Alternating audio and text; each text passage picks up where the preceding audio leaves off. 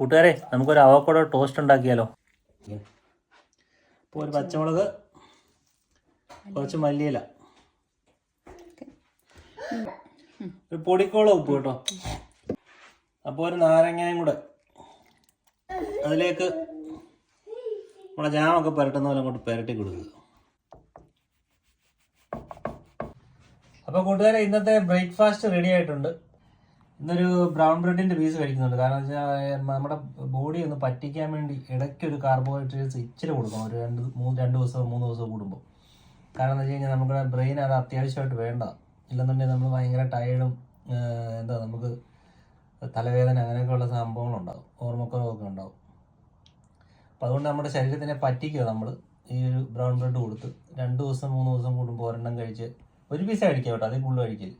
ബ്രേക്ക്ഫാസ്റ്റിനൂടെ കഴിച്ചാൽ മതി, ഓക്കെ ആവും.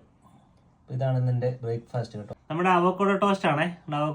അവോക്കാഡോ പിന്നെ മല്ലിയില, പച്ചമുളക്, പിന്നെ സ്വല്പം നാരങ്ങ നീര്, ഇതെല്ലാം കൂടെ വെച്ചിട്ട് മിക്സിയിലിട്ടൊന്ന് അടിച്ച് സെറ്റാക്കി പേസ്റ്റ് ആക്കിയിട്ടൊന്ന് പുരട്ടി എടുത്തു.